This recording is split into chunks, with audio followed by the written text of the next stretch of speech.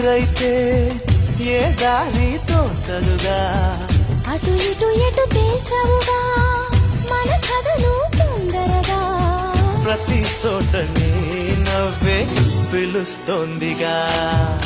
నన్ను దాటి వెళ్ళలేవు, నిన్ను నువ్వు దాచలేవు, ఏమి చెయ్యనయ్యో రామా. ఉన్న మాట చెప్ప నీవు ఊరుకుంటే ఒప్పుకోవు ఇంకెలాగే సత్యభామా.